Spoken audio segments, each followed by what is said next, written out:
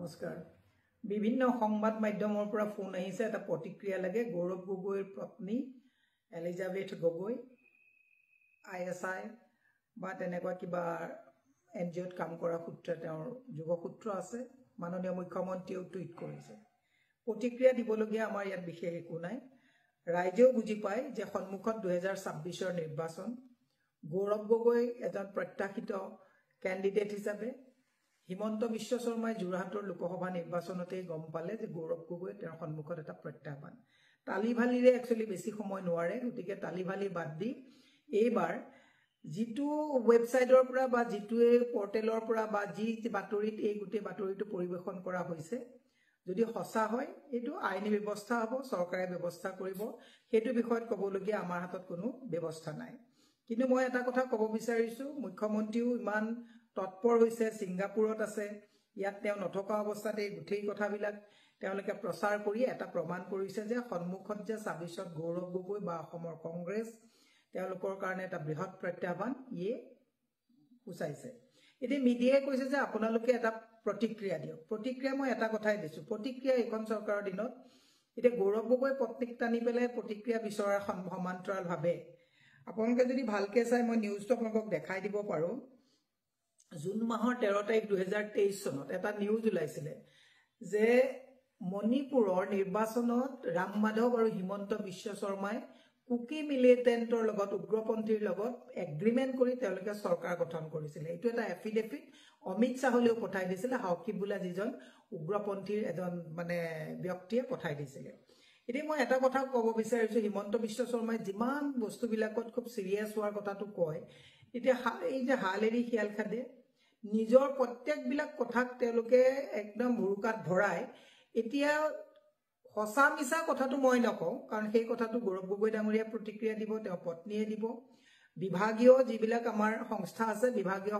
সংস্থা এইবিলাক কথাৰ ওপৰত তেওঁলোকৰ যদি কিবা তেনেকুৱা কথা আছে তদন্ত কৰিব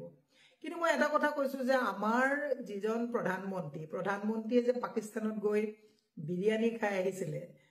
এই কথাবিলাকো ক'ব লাগিব কোনোবাই কৰ্মৰত বিষয় সময়ত কোনোবা এনজিঅ'ত কাম কৰিছে কাৰ ক'ত লিংক আছে সেই কথাবিলাক আমি নাজানো কিন্তু একদম খুল্লা কোনেও গম নোপোৱাকৈ প্ৰধানমন্ত্ৰীয়ে কিন্তু বিৰিয়ানী পাকিস্তানত খাই আহিছে গতিকে এনেকুৱা কথাবিলাকো আছে কিন্তু মই এটা কথাই ক'ব বিচাৰিছো যে হিমন্ত বিশ্ব শৰ্মা যে সংকিত হৈছে 26 সন্মুখত আছে দেখিলে যে 1,56,000 কোটি টকা ধাৰ যুৱ প্ৰজন্মৰ হাতত কোনো সংস্থাপন নাই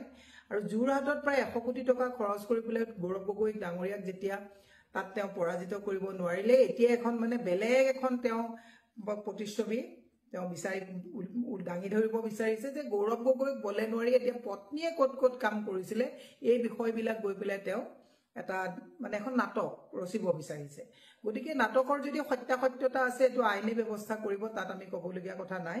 কিন্তু আমি এটা কথাই কৈছো যে আজি আমি সঁচাকে ভাল পাইছো যে গৌৰৱ গগৈ যে প্ৰত্যাহ্বান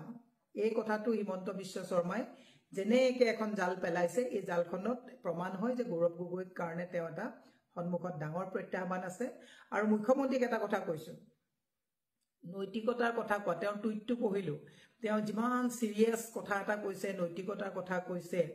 কিন্তু এনেকুৱা বহু নৈতিকতাৰ লগত জড়িত কথা আছে মই এটা কথাই কৈছো ৰাম মাধৱ আৰু হিমন্ত বিশ্ব শৰ্মাই চৰকাৰ বনাবৰ কাৰণে মণিপুৰত কিন্তু হাউকিপে নিজে এখন এফিডেভিট অমিত শাহলে দিছিলে তেওঁলোকে উগ্ৰপন্থীৰ লগতো সময়ত কিন্তু মিলি পেলাই তেওঁলোকে কাম কৰিছে মণিপুৰ আজি অশান্ত অৱস্থাত আছে এই কথাবিলাকো কেতিয়াবা মানুহে বিবেচনা কৰিলে ভাল গোটেই কথাবিলাক মানে মানুহে পাহৰি যায় নতুন কথা হিমন্ত বিশ্ব শৰ্মা আনি থাকে এইখন আপোনাৰ এটো নিউজ ইণ্ডিয়া টুডেত ওলাইছিলে মই কেমেৰাত সন্মুখৰ পৰা দিয়াই দিছো ইণ্ডিয়া টুডেত এই নিউজটো ওলাইছিলে যে ৰাম মাধৱ আৰু হিমন্ত বিশ্ব শৰ্মা তেওঁলোকৰ মানে কুকি উগ্ৰপন্থীৰ লগত লগ লাগি পেলাই তেওঁলোকৰ চৰকাৰ গঠন কৰিছিল আজি 2 বছৰ দেখিছে আপোনালোকে মণিপুৰ কি ধৰণে জ্বলি আছে গতিকে মই এটা কথাই কৈছো নীতি প্ৰবচন মানুহে তেতিয়া মই কিন্তু এতিয়াও কৈছো যদি গৌৰৱ গগৈ পত্নীৰ লগত কিবা কথা আছে আইনী ব্যৱস্থা ল'ব আৰু গৌৰৱ গগৈ ডাঙৰীয়াও সেইটো আইনৰ ব্যৱস্থাটো ভালকে বুজি পায় কিন্তু মই এটা কথা ক'ব বিচাৰিছো নাটক ৰচনা কৰি যেনেকে আপোনাৰ এই যে ব্লু ডাৰ্টত যেনেকে তেওঁলোকে নতুন এখন ব্লু ডাৰ্টৰ যে এৰোপ্লেনত যেনেকে চাইনাৰ পৰা পিপিকি দানা নিচিনা এখন নাটক মানুহক দি পেলাই যে তেওঁলোকে দিছিলে তেওঁলোকে এনেকুৱা নাটক কৰিব পাৰে ৰাইজক সাৱধান হ'ব দিছো কাক ক'ত কেতিয়া ফসাব হিমন্ত বিশ্ব শৰ্মাই নিজৰ চৰকাৰ আনিবৰ কাৰণে কাক ক'ত ফচাই দিব এই কথাটো কিন্তু মানুহ সাৱধান হোৱাটো ভাল আৰু এটা কথা মনত ৰখা ভাল তেওঁ চাইনাৰ পৰা ব্লু ডাৰ্টৰ ফ্লাইটখনত আপোনাৰ পিপিকিত নানাকৈ আনিছো বুলি এখন ফ্লাইটৰ সন্মুখত ব্লু ডাৰ্টৰ ফ্লাইটৰ সন্মুখত খাৰা হৈ পেলাই মানুহক বুমেৰাং কৰা এজন মুখ্যমন্ত্ৰী এই কথাটো পাহৰিব নালাগে শেষত আকৌ কৈছো যে সন্মুখত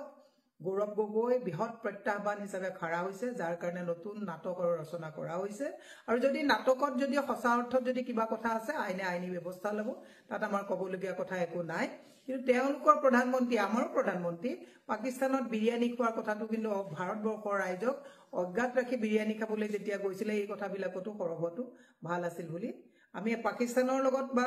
ISIৰ লগত কাবাৰ সম্পৰ্ক আছে আমি কেতিয়া বচাবলৈ নাযাওঁ কিন্তু নাটক যাতে আৰু নবনায় তাৰ কাৰণে আহ্বান জনাইছো